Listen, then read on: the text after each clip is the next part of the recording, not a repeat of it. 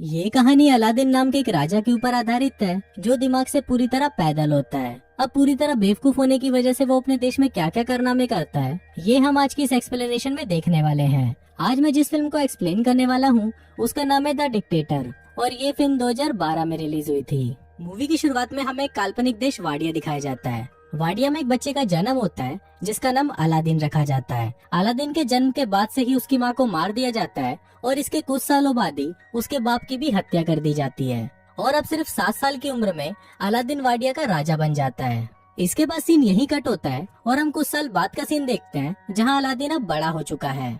Aladdin अपने बाप की तरह ही सनकी और पागल है और उसके मन में जो आता है वो वही करता है। वो अपने देश में ओलंपिक गेम्स रखवाता है जिसमें वो खुद भी हिस्सा लेता है। फिर गेम के दौरान अगर कोई उससे आगे निकल जाता है तो अलादीन उसे गोली मार देता है और खुद वो गेम जीत जाता है और इसी तरह वो ओलंपिक में 14 गोल्ड मेडल जीत जाता है। इसके बाद अलादीन अपने महल के बाहर आता है और अपनी प्रजा को बोलता है कि जल्दी ही पूरी दुनिया हमारे आगे घुटने टेकेगी। हम जल्दी ही न्यूक्लियर वेपन तैयार कर लेंगे, पर किसी पर हमला करने के लिए नहीं बल्कि शांति बनाए रखने के लिए। और ये बोलते ही वो हंसने लग जाता है।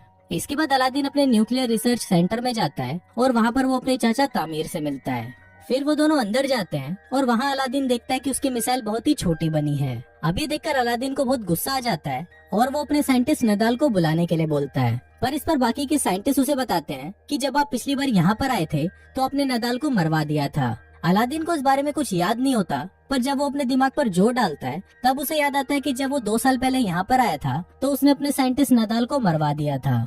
अब फिल्म वापस प्रेजेंट में आती है और एक साइंटिस्ट अलादीन को बोलता है कि शायद आप ये बात भूल गए थे, पर इस पर अलादीन हंसते हुए उसे बोलता है कि मैं भूला नहीं था और फिर वो उस साइंटिस्ट को भी मरवा देता है। इसके बाद अलादीन वापस अपने महल में आ जाता है जहाँ पर उसकी सिक्योरिटी में सिर्फ लड़कियाँ होती हैं। दरअसल अलादीन अपनी सिक्योरिटी के लिए सिर्फ लड़कियाँ ही रखता है ताकि बाद में वो उन्हें बचा सके।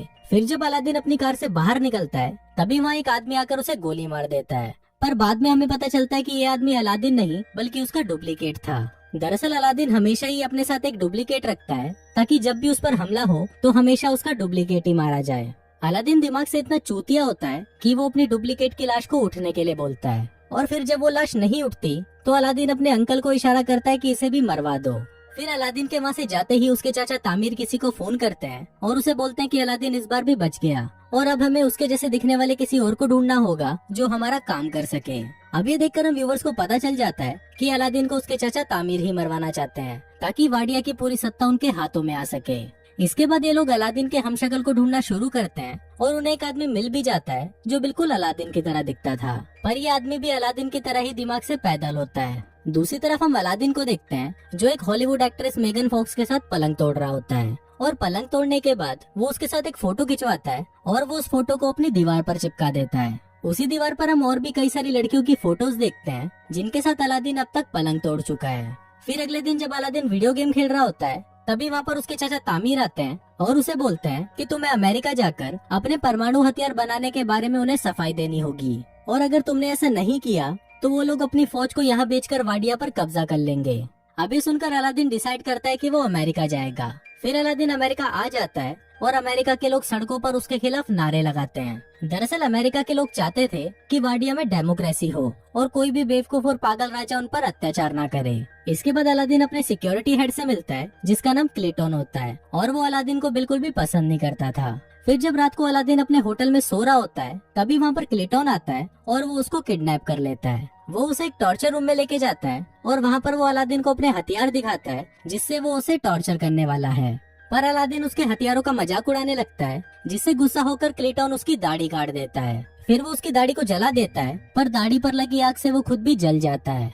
दूसरी तरफ अलादीन भी खुद को रस्सियों से आजाद कर लेता है और वहाँ से भाग जाता है। अब अलादीन की दाढ़ी कट जाने की वजह से कोई भी उसे पहचान नहीं सकता था। फिर अगले दिन अलादीन उसी जगह जाता है जहाँ पर उसे भाषण देना था। तभी वो वहाँ पर देखता है कि उसका हमशक्ल उसके चाचा तामीर के साथ वहाँ पर भाषण देने के लिए जा रहा है और अब अलादीन ये सब देखकर समझ जाता है कि ये सारा खेल उसके चाचा तामीर का है। अब अलादीन को बहुत ज्यादा गुस्सा आ जाता है और वो रेलिंग तोड़कर अंदर जाने की कोशिश करता है, पर तभी सिक्योरिटी उस पर हमला कर देती है और वो नीचे गिर जाता है। तभी वहाँ पर जोई नाम की एक लड़की आती है और वो उसे स्कूटी पर बिठाकर वहाँ से ले जाती है। इसके बाद जोई उसे अपनी दुकान पर लेके जाती है जहाँ पर वो काम करती थी।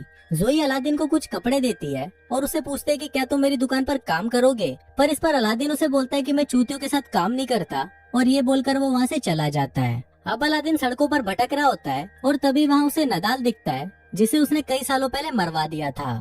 अलादीन नदाल को जिंदा देखकर हैरान हो जाता है और वो उसका पीछा करने लगता है। पीछे करते हुए अलादीन एक बार में पहुंच जाता है जहाँ पर सिर्फ वही लोग आते थे जो अलादीन से नफरत करते थे। तभी वहाँ पर काम करने वाला एक आदमी अलादीन को पहचान लेता है और वो सभी को बता देता है कि ये अलादीन है। दरअसल उस बार में जितने भी लोग थे उन सभी को अलादीन ने मरवा दिया था, पर उनमें से कोई भी मरा नहीं था और वो सब भागकर अमेरिका आ गए थे।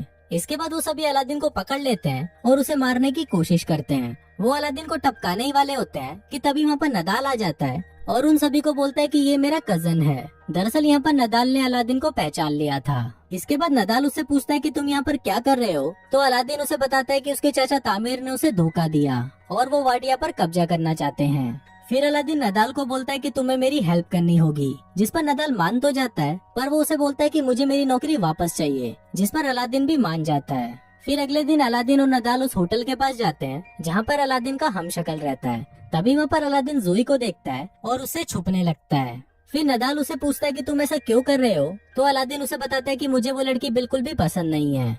जिस पर नदाल उसे बोलता है कि अगर तुम इस लड़की को जानते हो तो उसकी मदद से हम इस होटल में आसानी से पहुँच सकते हैं। अब अलादीन ना चाहते हुए भी जोई की शॉप में काम करने लगता है, पर वहाँ पर वो ढंग से काम करने की बजाय सभी चीजों को बिगाड़ देता है। फिर अलादीन को नदाल का कॉल आता है और वो उसे बताता है कि मैंने सारा प्लान बना लिया है। हम कैंटीन के सामान के बहाने से उस होटल में जाएंगे और वहाँ पर नकली अलादीन को हटाकर उसकी जगह असली अलादीन को ले आएंगे।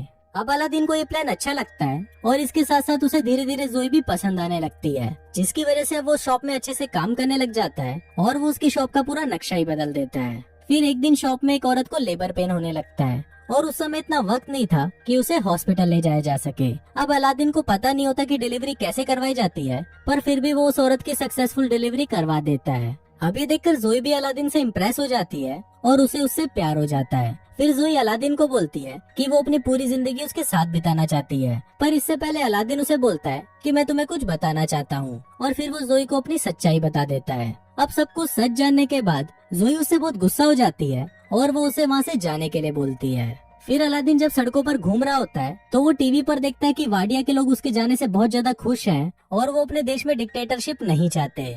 अब ये सब देखकर अलादीन को लगता है कि शायद उसे कोई भी पसंद नहीं करता, इसलिए वो डिसाइड करता है कि वो अपनी जान दे देगा। फिर वो एक पुल से कूदकर अपनी जान देने ही वाला होता है कि तभी वहाँ पर नदाल आ जाता है और उसे समझाने लगता है। अब अलादीन भी नदाल की बात को मान जाता है और वो अपने मरने का प्लान कैंसिल कर देता है। फिर अगले दिन अलादीन नदाल के साथ मिलकर बहुत ही मुश्किल से उस होटल के कमरे में चला जाता है और वहाँ पर वो नकली अलादीन को भगाकर खुद उसकी जगह ले लेता है। इसके बाद अलादीन उस मंच पर जाता है जहाँ पर आज वाडिया का नया संविधान पढ़ा जाना है। इसी दौरान अलादीन उस पेपर को फाड़ देता है जिसमें लिखा था कि वाडिया में अब डेमोक्रेसी चलेगी। फिर अलादीन ये बोलने ही वाला होता है कि वाडिया में हमेशा डिक्टेटरशिप चलेगी, पर तभी वहाँ पर जोई आ जाती है और उसको देखते ही अलादीन अपना मन बदल देता है और वो ऐलान करता है कि वाडिया में अब डिक्टेटरशिप नहीं होगी, बल्कि वहाँ पर सिर्फ डेमोक्रेसी होगी। अब ये सुनकर सभी लोग खुश हो जाते हैं, पर तभी वहाँ पर तामिर अलादीन पर गोली चला देता है। अब वो गोली अलादीन को लगने ही वाली होती है, पर तभी वहाँ पर उसका हमशक्ल आ जाता है और वो गोली उसको लग जाती है।